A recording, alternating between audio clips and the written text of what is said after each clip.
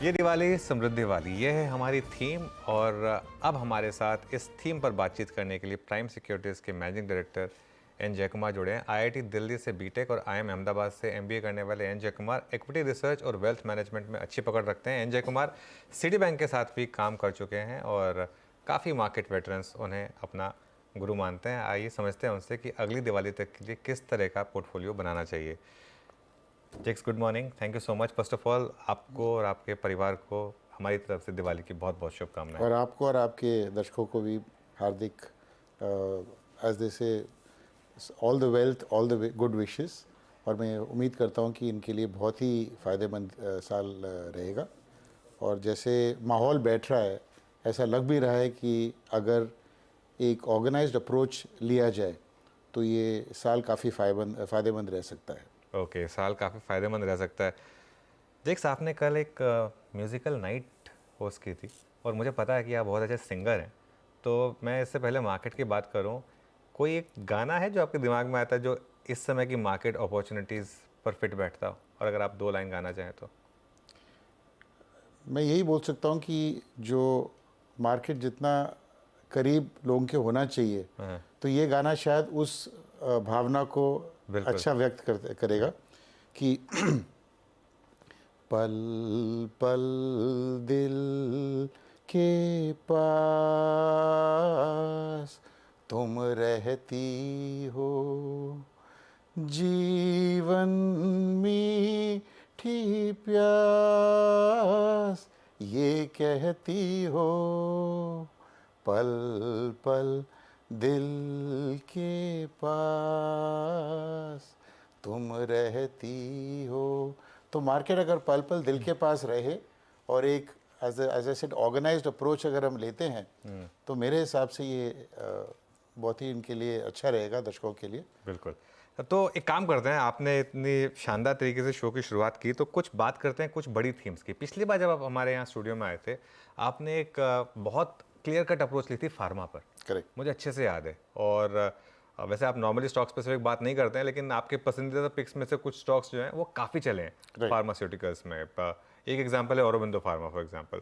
तो अब इस समय ये क्यों इस तरीके के मूव्स आ रहे हैं और यहाँ से आगे क्या क्या हमारे व्यूअर्स यहाँ से भी एक फार्मा पोर्टफोलियो में पैसा बनाएंगे? तो इसका मैं एक बिल्कुल सिंपल में एक्सप्लेन करना चाहता हूँ without going into too much thesis. जैसे यूएस में जिस तरीके से इन्फ्लेशन बढ़ रहा है और जो स्पेशली जो ये फार्मास्यूटिकल पेटेंटेड प्रोडक्ट्स के जो भाव बढ़ रहे हैं, तो वेदर इट्स इंश्योरेंस कंपनीज और otherwise there is a big move. मतलब लोग ये चाह रहे हैं कि जेनेरिक्स की तरफ ध्यान दिया जाए, क्योंकि जेनेरिक्स के भाव 10%, 5% होते हैं जो पेटेंटेड प्रोडक्ट्स के कंपैरिजन में। तो बहुत बड़ा मूव जो जेनेरिक्स में लास्ट 3-4 साल से देखा गया था कि भाव बहुत घट गए थे इनके, और जो जेनेरिक्स के जो डिमांड था वो भी थोड़ा घट सा गया था। लेकिन जैसे इंटरेस्ट रेट्स बढ़े तो वहाँ 3-4 बड़ी जेनेरिक्स की कंपनियाँ बंद हो गई because of their own balance sheet problems. उसके कारण जो इंडियन जेनेरिक्स सप्लायर्स हैं, जिसमें आपने औरोबिंदो का नाम लिया, और मैं ये डिस्क्लेमर देना चाहता हूँ कि ये पोर्टफोलियो मेरे पोर्टफोलियो में, मेरे फैमिली पोर्टफोलियो में है, तो वो डिस्क्लोजर मैं एक देना चाहता हूँ।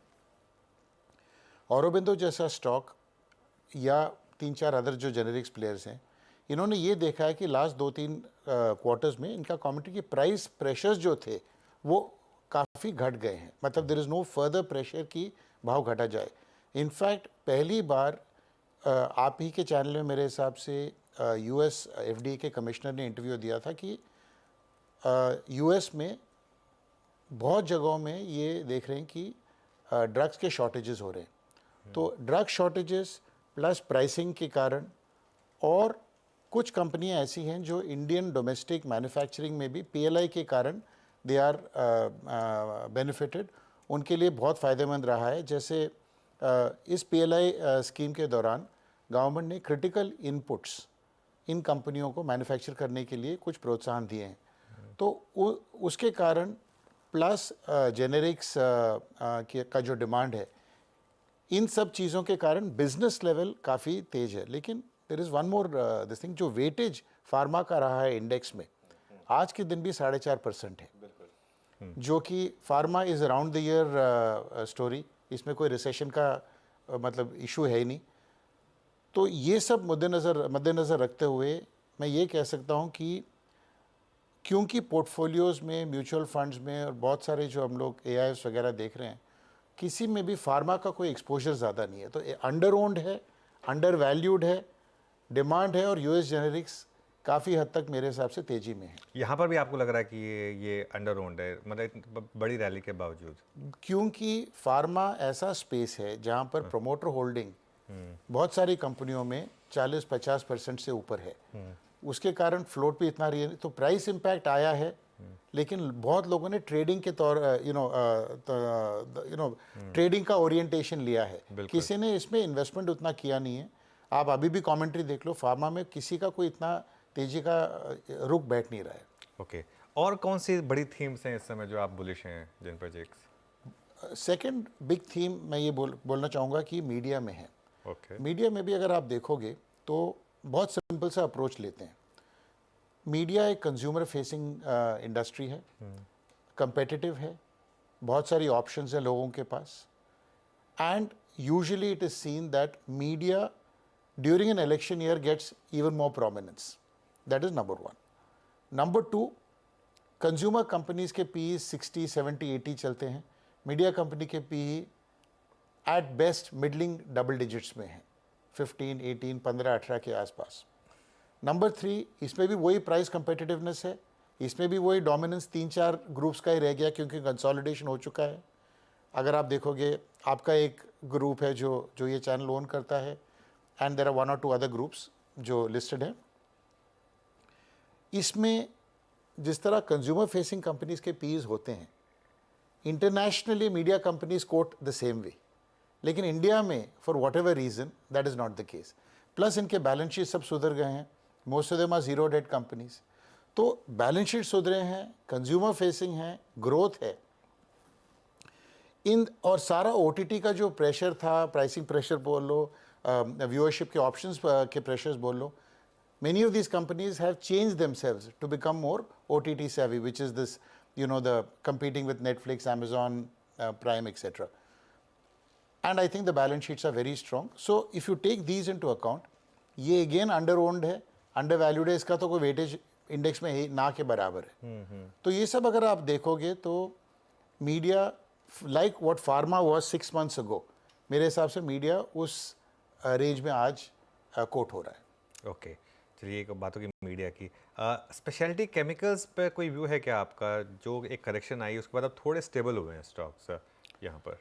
स्टॉक स्टेबल हुए हैं, लेकिन अभी भी कोई जो प्राइसिंग है इनका इतना मेरे हिसाब से अभी भी ग्रोथ फैक्टर इन कर रहे हैं। तो आज के दिन अगर कोई slightly less risky portfolio, because ये फार्मा कंपनी ये स्पेशलिटी कंपनीज जो हैं इनका वॉलेटिलिटी बहुत ज़्यादा है, तो मार्केट में ऊपर नीचे बहुत होते हैं। So investors could in that sense find this difficult in their portfolio.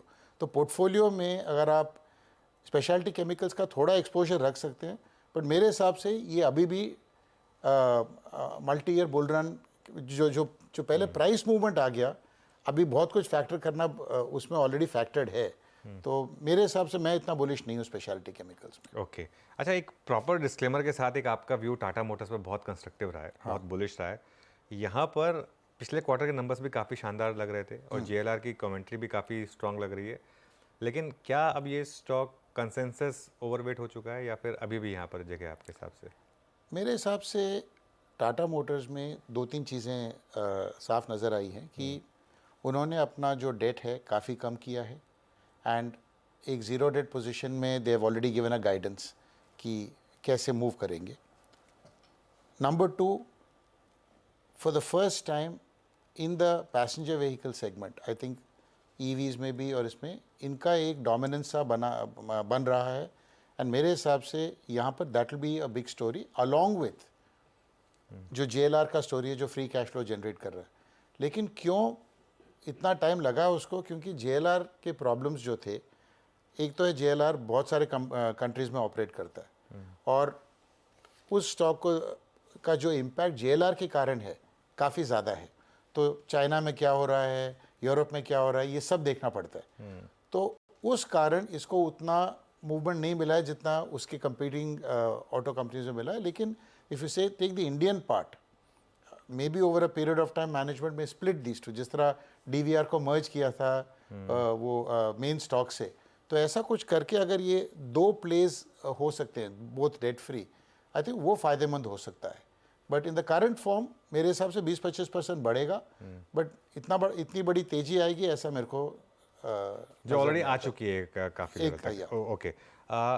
जेक्स, एक पीएसयूज में आपने सब बहुत पहले एक कंस्ट्रक्टिव व्यू लिया था। मुझे याद है उस समय जब हम पीएसयूज की बात नहीं करते थे, तब तो मैं शायद सीएनबीसी टीवी 18 में हुआ करता था, लेकिन तब आपने एक कंस्ट्रक्टिव व्यू लिया था। वहाँ से हमने एक मैसिव री रेटिंग देखी है पीएसयूज में। इसका क्या कारण रहा और क्या अब भी यहाँ पर अपॉर्चुनिटीज़ हैं?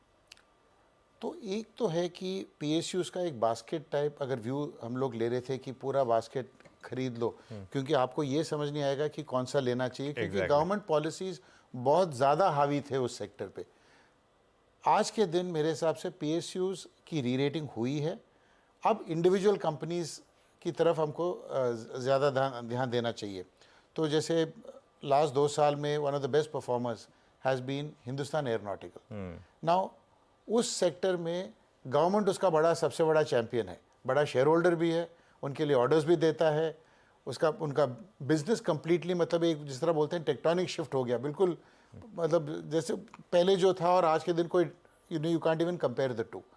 तो ऐसा कोई मेरे को स्पेस नज़र नहीं आता है। लेकिन जो जो ये कंस्ट्रक्टिव काम हो रहा है आज के दिन पावर स्पेस में, so some of the power utilities या some of the power finance companies could be very interesting place. That is one. They're also going at मेरे हिसाब से 4, 5, 6 की पी में जा रहे हैं, जो दो चार बड़े पावर फाइनेंसिंग कंपनीज हैं। मतलब मिडलिंग सिंगल डिजिट से हाई सिंगल डिजिट्स के बेसिस में।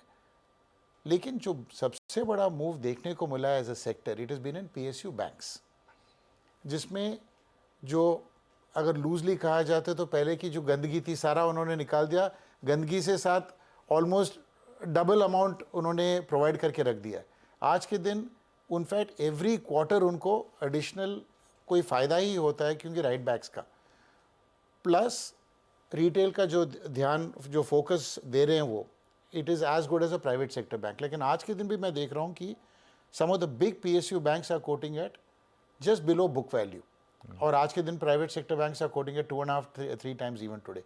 तो अभी भी मेरे हिसाब से PSU bank as a theme अगर आप सेक्टर लोगे तो सेक्टर में तेजी मेरे को बहुत नज़र आ रही है। Other than that individual spaces में देखना चाहिए and power finance companies which I talked about. Okay, power finance companies बिल्कुल। इसके अलावा अगर आप देखें जो स्पेस सबसे ज़्यादा इस समय ओपिनियन डिवाइड करती है वो है लार्ज कैप आईटी, क्योंकि मिड कैप आईटी में तो हमने बड़ी रैली देखी है। लार्ज कैप आईटी में अभी भी नंबर्स को लेकर थोड़े से डाउट्स हैं।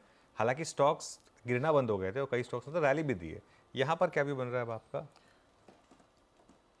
बहुत बड़ा इसका इम्पैक्ट एक फैक्टर पे निर्भर है, which is the way artificial intelligence, हम लोग यूज़ करते हैं वर्ड डिसरप्टिव, मतलब जो लिटरली बिजनेस को तोड़ फोड़ करे। तो या तो वो पॉजिटिवली इम्पैक्ट करेगा या बहुत बड़ा कुछ कंपनियों को हानि पहुंचा सकता है। आज के दिन आप देखते हो पहली बार कि बेंच स्ट्रेंथ वगैरह जो मतलब इनके जो एक्सेस एम्प्लॉयज़ थे जो बेंच स्ट्रेंथ कहलाते थे, many people are not recruiting a fresh, bench strength को लाइटन अप कर रहे हैं ये लोग। तो यानी कि आज के दिन क्योंकि ग्रोथ कम हुई है, large cap IT is looking at cost cutting. I think the impact of should I say artificial intelligence is still unclear. आज के दिन भी कुछ कहा नहीं जा सकता है कि आर्टिफिशियल इंटेलिजेंस का जो एप्लीकेशन है किस स्पेस में कितना वो हानिकारक रहेगा या कितना फ़ायदेमंद रहेगा कंपनियों के लिए। यदि उसका अनुमान लगाया जा सकता है वो अगले फ्यू क्वार्टर्स में होगा। इसी कारण मेरे हिसाब से at least even the big IT companies जो कैश रिच हैं यूएस में, वो भी थोड़ा एक लेवल में जाके तो करेक्शंस हो रहे हैं हर स्टॉक में। तो थोड़ा सा इसमें मैं ये बोलूँगा जब इतने अपॉर्चुनिटीज़ हैं मार्केट में, तो लार्ज कैप आईटी ना ही देखें तो मेरे हिसाब से कुछ खोने में नहीं है। ओके, कोई डार्क हॉर्स, कोई समथिंग? एक स्पेस और मैं बात करना चाहता था अगर आपकी इजाज़त हो तो, बिल्कुल, कि विच बिल्कुल। Is metals and integrated metals. Okay. तो there is a space which I call, जो हम स्टील बोलते हैं या एल्यूमिनियम बोलते हैं, बट जो कंपनियां एंड टू एंड इंटीग्रेटेड हों, यानी कि they've got their supply of coal, supply of iron ore, और जो जो नफ़ा मुनाफा इनको 80-85,000 पर टन के बेसिस में जो इनका मुनाफा होता था, मोर अश्योर्ड बेसिस में अभी मुनाफा आज के दिन है, क्योंकि इनपुट प्राइसेस बहुत कोलैप्स हो चुकी हैं ग्लोबल रिसेशन के कारण। अगर इनपुट प्राइसेस कोलैप्स हो जाती हैं तो output prices also come down, लेकिन जो इनका डिफरेंशियल है यानी मार्जिन में इनका काफ़ी स्टेबिलिटी आया है। तो stable margin and some regime where government policy के कारण डंपिंग ना हो इंडिया में। तो आज के दिन आप देखोगे स्टील में भी 4-5 बड़े प्लेयर्स हैं जो 80-85% कैपेसिटी हैं। एक पीएसयू प्लेयर है, 3-4 प्राइवेट सेक्टर हैं। इन सब ने ये कहा है कि कैपेसिटीज़ नेक्स्ट 3-4 ईयर्स बढ़ा रहे हैं, लेकिन आज पहली बार capacities are going up in a very organised way, but more importantly with integration.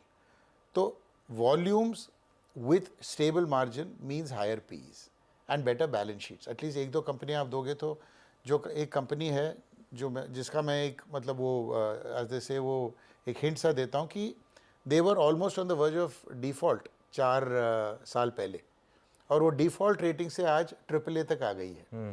And उनका डेट जो 5 टाइम्स EBITDA 6 टाइम्स EBITDA होता था, इट्स डाउन टू 0.7 0.6। तो ऐसी कंपनियां भी हैं जिन्होंने लास्ट तेजी में डेट रिड्यूस किया है, ऐसी कंपनियां भी हैं जिन्होंने लास्ट तेजी में और प्लान्स अनाउंस करके वही कैश फ्लो से और डेट से कैपेसिटीज इंक्रीज की हैं। तो आई थिंक इसमें वो कंपनियों को मैं देखूंगा जहां डेट कम हो, capacities are being increased moderately, but जो इंटीग्रेटेड हों। अगर आप देखा जाए तो 1-2 कंपनियां मिलती हैं, और space itself is quite cheap. Alright जेक्स, बहुत बहुत शुक्रिया आज हमारे साथ जुड़ने के लिए, और थैंक आपको यू। फिर से एक बार दिवाली की बहुत बहुत शुभकामनाएं। थैंक यू, और आपके दर्शकों को भी। चलिए, दिवाली